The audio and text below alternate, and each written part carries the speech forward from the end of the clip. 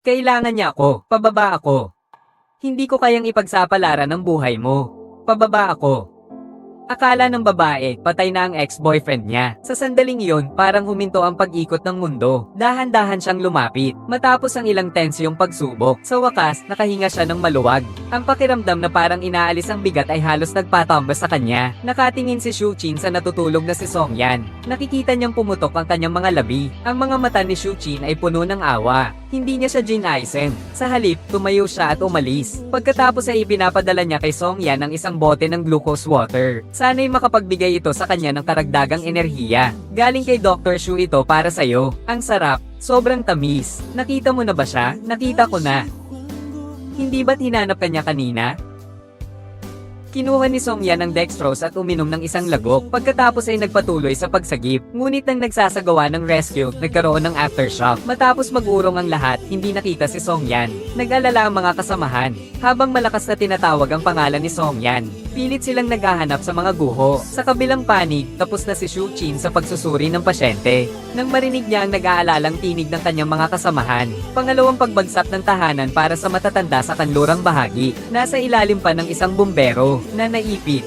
Ang puso ni Shuqin ay agad na napagod sa takot nang malaman niyang hindi pa nailigtas ang bumbero. Naramdaman niya ang matinding takot sa mga sandaling iyon. Nagmamadaling lumapit ang isang kasamahan para ipaalam ang utos mula sa contact center. Agad siyang pumunta sa lugar ng mga guho upang magsagawa ng rescue. Walang sabi-sabi, mabilis na inayos ni Shuqin ang kanyang kahon ng gamot at tumakbo papunta roon. Habang papunta roon, bigla siyang dumaan sa isang lugar na parang gumuho. Sa oras na iyon, tumigil ang aso ng search and rescue sa isang guho. Tinutok nito ang mga mata roon ng matalim. Nakita ng instruktor ang nangyari, at agad na inutusan ng isa na dalhin ang life detector. Sinimulan nilang maghanap malapit sa kinaroroonan ng aso. Biglang nagbigay ng signal ang life detector. Agad na kumilos ang lahat. Maingat nilang inalis ang mga sagabal. Sa wakas, nakita na nila si Songyan na nakabaon sa ilalim ng mga gumuhong gusali. Nakarating na rin sa pinangyarihan si Shuqin. Kabado niyang tinanong, "May mga nasugatan ba?" Nasaan si Songyan? Tinitingnan siya ng lahat, ngunit wala ni isa ang nagsalita. Nasaan si Songyan? Ling!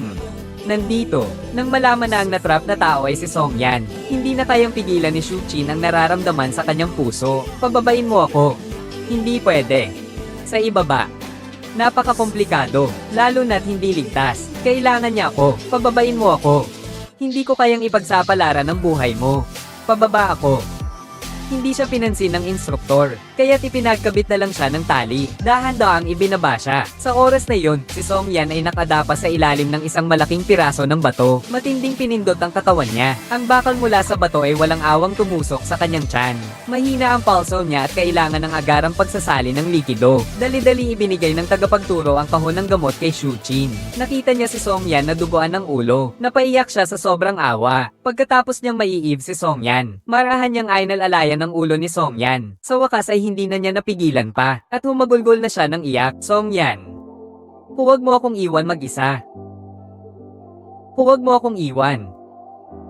Mahigpit na hinawakan ni Shuqin ang kamay ni Songyan. Tahimik siyang nagbantay sa tabi niya. Ngunit sa oras na yon, nagring ang walkie-talkie ni Shuqin. Ipinagbigay alam na may mga sugatang kailangang operahan. Punong-puno siya ng sakit at kalungkutan. Ngunit alam niya na maraming buhay ang naghihintay sa kanya. Dahan-dahan siyang tumayo. Bago umalis, mahigpit niyang niyakap ang ulo ni Songyan. Isang mapagmahal na halik ang iniwan niya sa noon nito. Puno ng pagmamakaawa ang kanyang mga mata. Umaasa siyang ligtas itong malalagpasan ng pagsubok na ito. Pagkatapos ay hinailan na siya pataas ng mga tao. Bago umalis, muling tumingin siya kay Songyan ng may kalungkutan. Ang kanyang mga mata ay puno ng pagmamahal at panghihina. Ngunit kailangan niyang magtulungan para sa mas marami pang pasyente na nangangailangan sa kanya. Pag-alis ni Shuqin, agad kumilos ang mga kasamahan. Mabilis nilang pinuputol ang bakal na nakabaon sa tiyan ni Songyan.